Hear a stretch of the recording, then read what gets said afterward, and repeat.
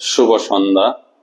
পরমেশ্বর ভগবানকে স্মরণ করে তার শ্রীচরণে শতকোটি প্রণাম নিবেদন করে আমরা আজকে সান্ধ্যকালীন আধ্যাত্মিক অনুষ্ঠানের আরম্ভ করছি।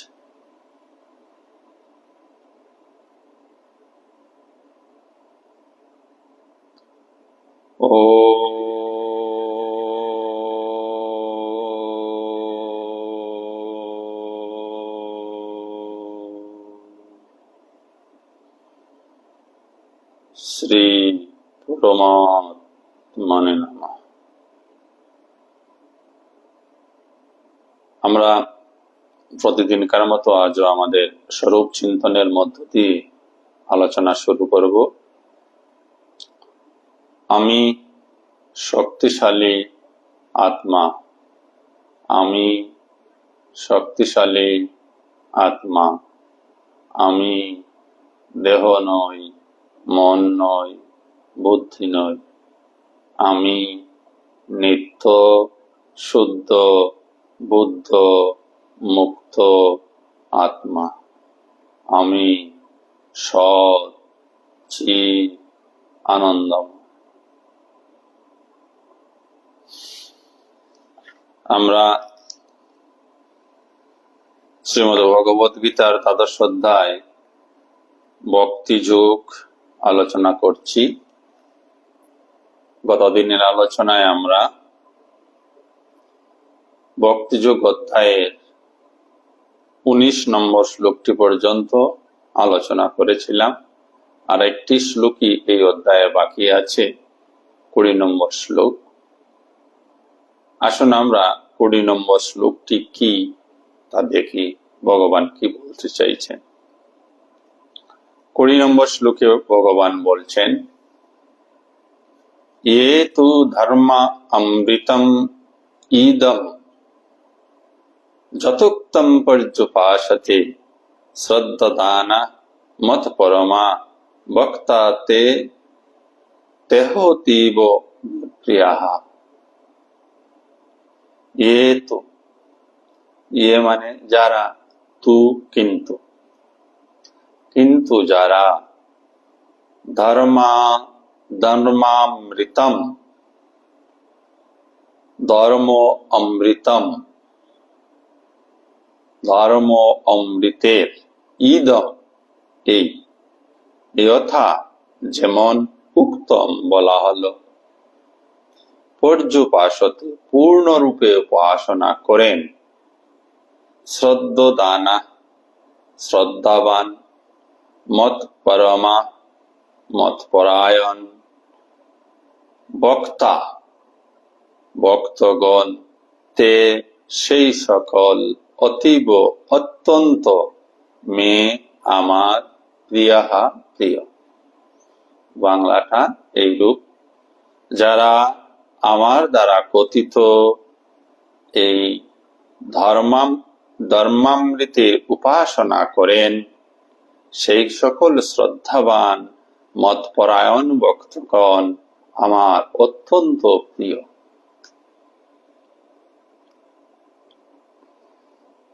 ভগবান শ্রীকৃষ্ণ বললেন,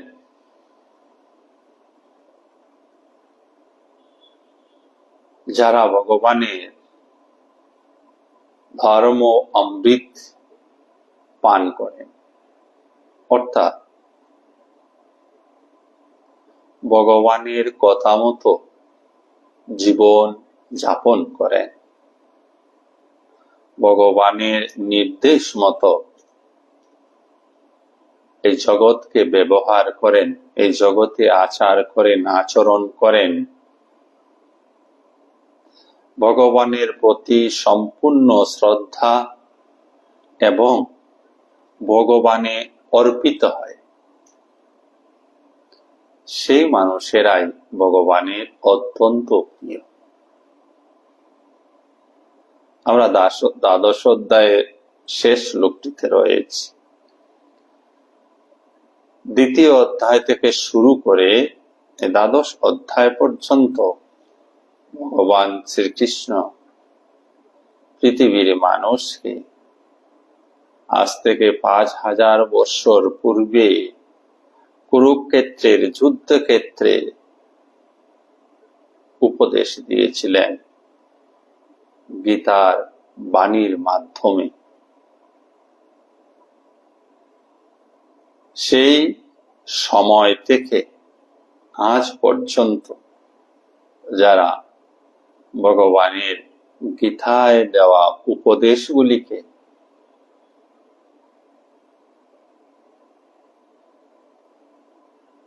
নিজের জীবনে গ্রহণ করে নিজের জীবনকে এইভাবে তৈরি করেছেন এবং এই জগৎ সংসারে ভগবান নির্দেশিত পথে জীবন যাপন করছেন, তারাই ভগবানের প্রিয়,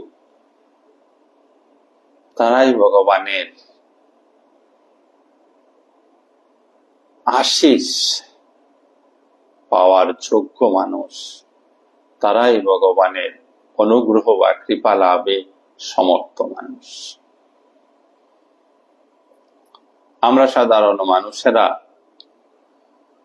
জীবনভর শুধু চিৎকার করেছি, জীবনের যন্ত্রণা সহ্য করতে না পেরে। সেই চিৎকার শুরু হয়েছিল আপনার আমার সকলের এই পৃথিবীতে ভূমিষ্ঠ হওয়ার মাধ্যমে। যখনই আমরা ভূমিষ্ঠ হয়েছিলাম তখনই আমরা চিৎকার করেছিলাম। যতক্ষণ ভূমিষ্ঠ হওয়া একটি শিশু চিৎকার করে না, ততক্ষণ, চিৎকার বলতে এখানে কান্না বুঝবেন, ততক্ষণ এই শিশুকে ঘিরে যারা আছে তারাও ভয় পেয়ে যান। শিশুটি চিৎকার করছে না কেন, শিশুটি কাঁদছে না কেন, কাঁদছে না কেন, চিন্তার বিষয়। বিষয়টিকে আধ্যাত্মিকভাবে এবার ভাবার চেষ্টা করুন। তো এই জগৎ কি চায়? জন্মের সাথে সাথে শিশু চিৎকার করুক, শিশু কান্নাকাটি করুক। কেন শিশু কান্নাকাটি করবে? কেন শিশু চিৎকার করবে?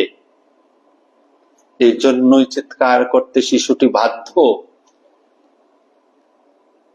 মাতৃগর্ভে সে যেভাবে ছিল, মাতৃগর্ভ থেকে বেরিয়ে আসার পরই জগৎ নামক, সংসার নামক এই দুঃখময় স্থানে ভূমিষ্ঠ হওয়া মাত্রই সে দুঃখ অনুভব করতে থাকে।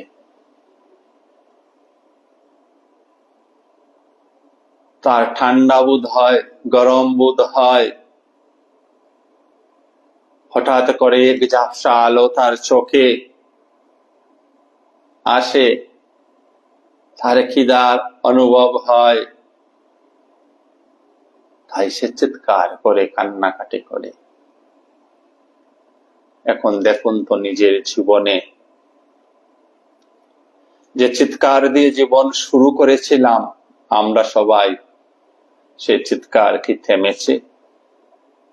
সেই কান্নাকে আমরা থামাতে পেরেছি? শিশু নিরুপায় ছিল,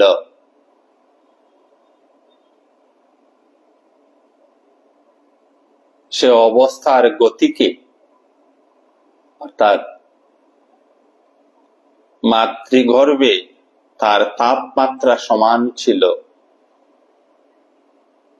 কিন্তু শীতকালে যদি বাচ্চাটির জন্ম হচ্ছে তো ঠান্ডা বোধ করছে, অটোমেটিক্যালি বোধ করবে।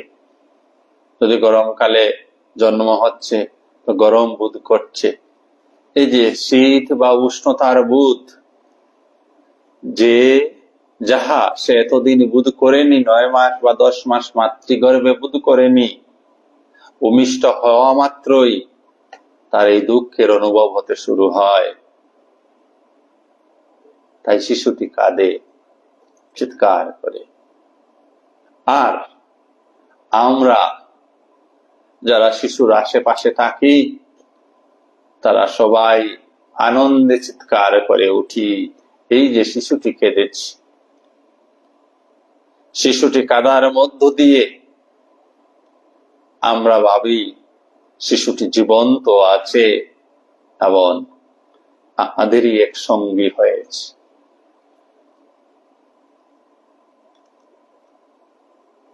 শিশুটি যে কাঁদছে তার যে গূঢ় কারণ রয়েছে। এই মায়াময় সংসারে প্রবেশ করার সাথে সাথেই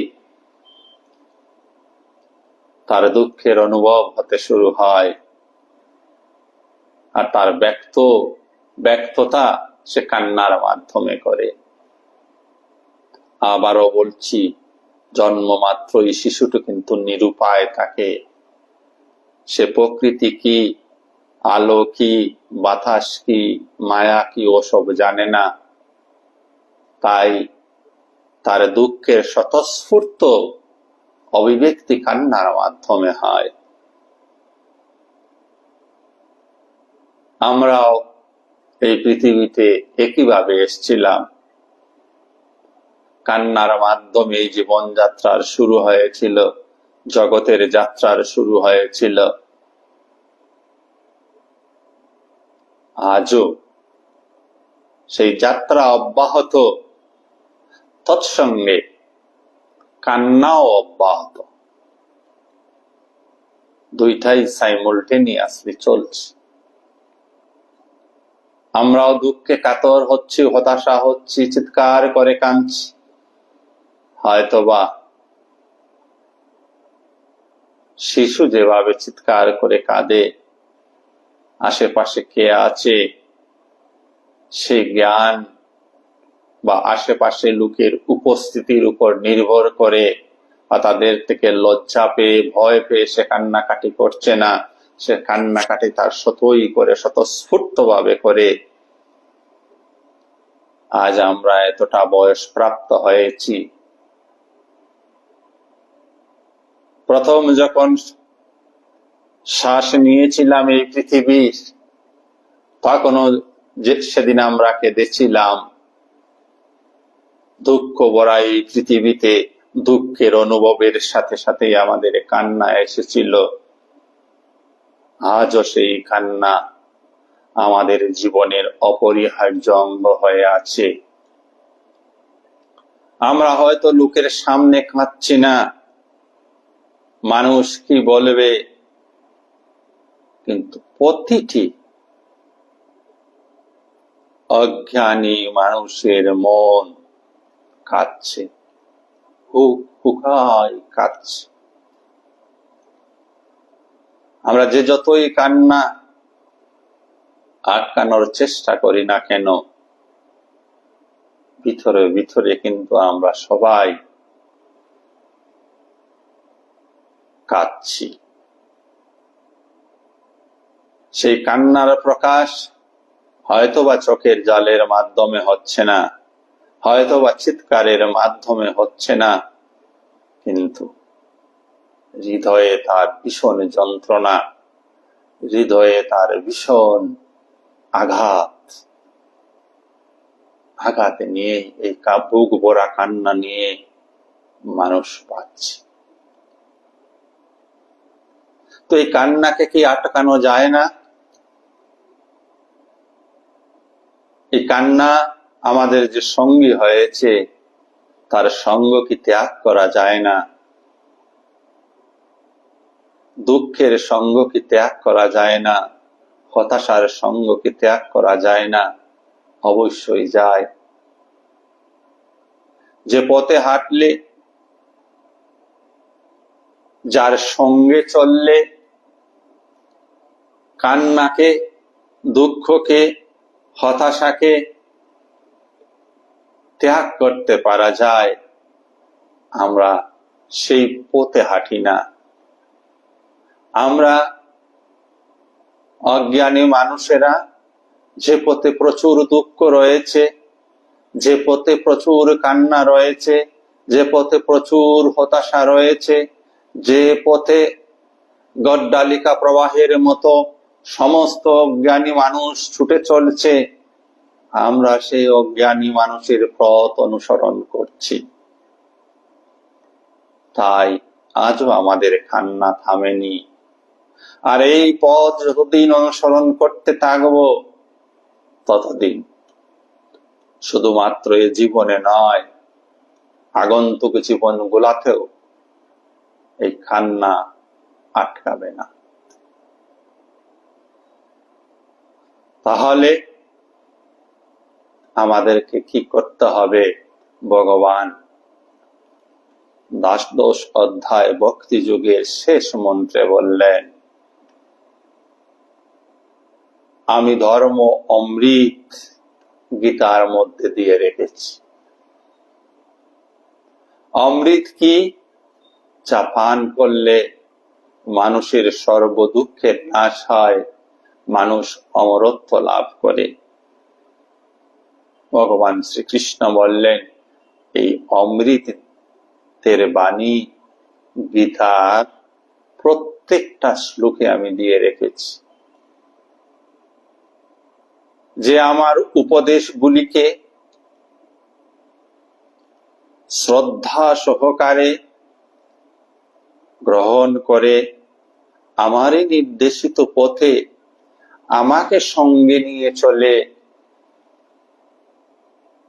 সেই আমার পরম ভক্ত, সে আমার অতীব প্রিয়। কেন? কারণ তারই একমাত্র জ্ঞান হয়েছে যে কার হাত ধরে জীবন পথে অগ্রসর হতে হবে। যারা ভগবানের হাত ধরে ভগবানকে সঙ্গে নিয়ে জগৎ চলছেন, জগতে পথ হাঁটছেন, তাদের দুঃখ আসতেই পারে না, তাদের মৃত্যু হতেই পারে না, তাদের জীবনে হতাশা আসতেই পারে না। কেন? কারণ যিনি এই সমগ্র বিশ্ব ব্রহ্মাণ্ডের মালিক, যার কোনো অভাব নেই, যার কোনো অপূর্ণতা নেই, যার কোনো তৃষ্ণা নেই, যিনি সর্বব্যাপক, সর্বজ্ঞ, সর্বশক্তিশালী, আমরা যদি তার হাত ধরে থাকতে পারি, তাহলে দুর্বলতা আমাকে কিভাবে আক্রমণ করবে? দুঃখ আমাকে কিভাবে বিচলিত করবে?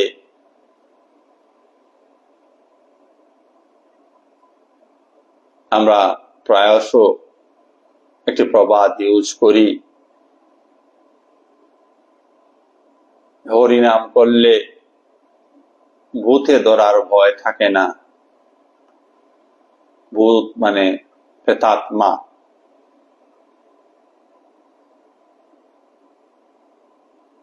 অর্থাৎ অশনি শক্তিগুলি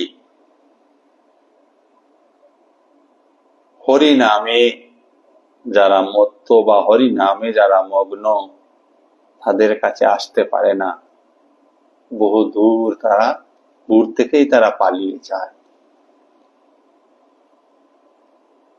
তো এই জীবনে যদি আমরা সুখ, শান্তি, আনন্দ চাই, তাহলে আমাদের জীবনের গতিপথকে চেঞ্জ করতে হবে। যে পথে জগতের সকল মানুষ হাঁটছেন, ভাববেন না যে সেই পথটাই ভালো পথ। পারমার্থিক জগতে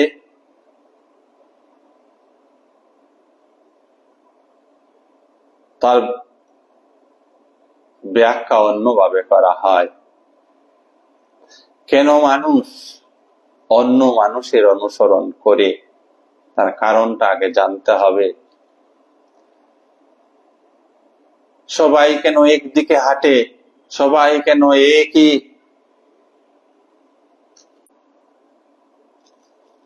তার একমাত্র কারণ হচ্ছে আধ্যাত্মিকতা বলছেন সঙ্গ ত্যাগ করতে। ভালো করে বুঝবেন কথাটা। আধ্যাত্মিকতায় বলা হয় সঙ্গ ত্যাগ করো, একাকী অসঙ্গ অবস্থায় থাকো। সঙ্গ কি? অন্য কিছুর, অন্য ব্যক্তির, অন্য বস্তুর সঙ্গে থাকা। কেন থাকা? মনে এক ভাবনা রয়েছে, ভাব রয়েছে, ওই লোকটার সঙ্গে যদি আমি থাকি তাহলে আমার ক্ষমতার শ্রীবৃদ্ধি হবে, অর্থের শ্রীবৃদ্ধি হবে, আমি সুরক্ষিত হব।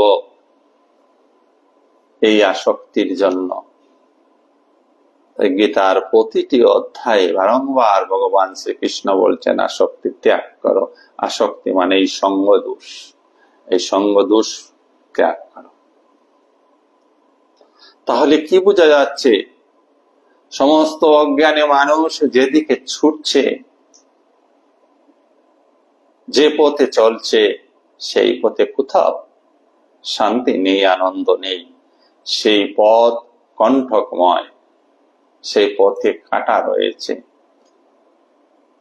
সে পথ দুঃখের পথ, সে পথ হতাশার পথ, সে পথ ষড়রিপুর দ্বারা আক্রান্ত পথ। তাই বলা হলো ঈশ্বরের সঙ্গ করো। ঈশ্বরের সঙ্গ যদি করতে হয় তো আপনি আর ঈশ্বর, এ ব্যতীত আর তৃতীয় কেউ নেই এইখানে। যখন আপনি জপ করেন, ধ্যান করেন, তখন আপনি এবং ঈশ্বর এই দুই থাকেন। ক্রমে এই দ্বৈত ভাব সাধনার গভীরে এক হয়ে যায়, একই পরমাত্মা থাকেন, আর কিছু থাকেই না। এই অবস্থাতেই পরম আনন্দ, পরম শান্তি, পরম সুখের অনুভব হয়।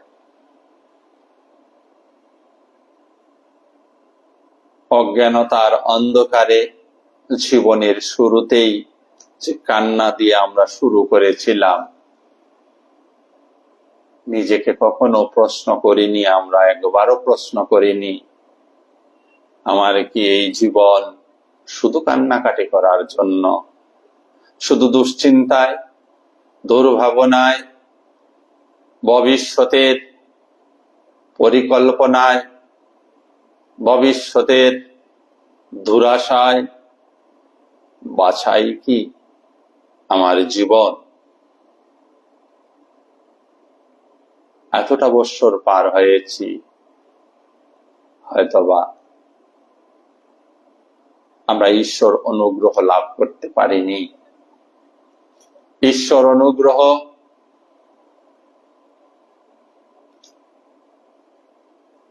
আজ হয়তোবা আমরা সবাই খানিক পরিমাণে হলেও অর্জন করতে সক্ষম হয়েছি। তাই আমাদের মন সাধু সঙ্গে আসছে, সৎসঙ্গে আসছে, শাস্ত্র অধ্যয়নে আসছে, নিজেকে শাস্ত্রের উপদেশ মতো বাহ্যিক জগৎ থেকে ধীরে ধীরে মুক্ত করার চেষ্টা করছি। অন্তর জগতের দিকে ধাবিত হয়েছি। পরমাত্মার কিছু কিছু অনুভব বোধ হতে শুরু করেছে। এই যে পরিবর্তন, তাকে বজায় রাখুন। আর জগতের কদর্যতায়, জগতের মলিনতায়, জগতের ময়লায় পা রাখবেন না।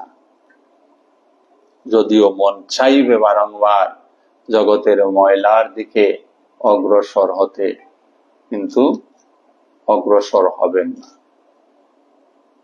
মনকে এই জায়গায় সংযত করতে হবে, মনকে এই জায়গায় কন্ট্রোল করে নিতে হবে। যারা এই মনকে সংযত করতে পারেন তারাই একমাত্র আধ্যাত্মিকতার অধিকারী হতে পারেন।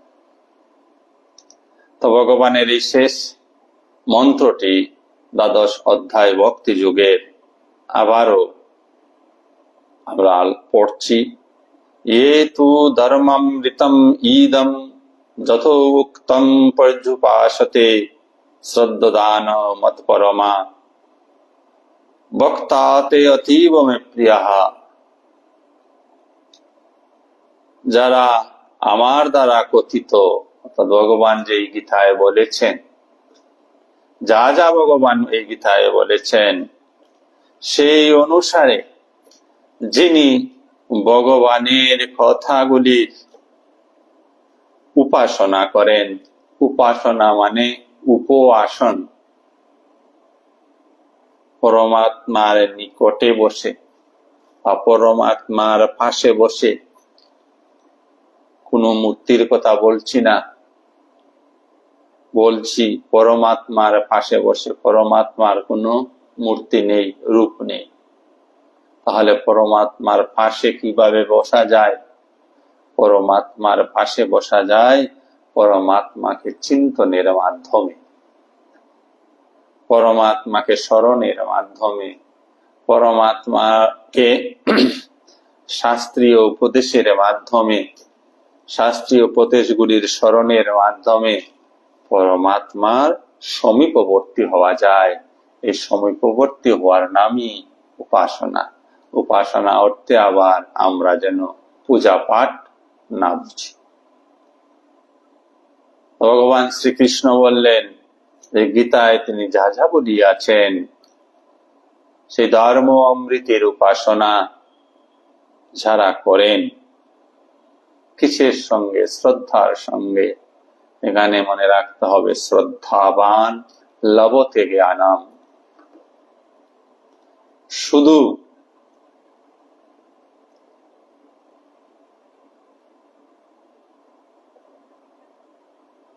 লোক দেখানোর জন্য, নিজের আত্মসন্তুষ্টির জন্য আমি হরি হরি করছি তা নয়। ওই হরি হরি করলে কিছু হবে না, শ্রদ্ধা থাকতে হবে। এখন হরে কৃষ্ণ হরে কৃষ্ণ হরে কৃষ্ণ হরে কৃষ্ণ হরে কৃষ্ণ বলা যায়, আর হরে কৃষ্ণ বিভোর হয়েও স্মরণ করা যায়।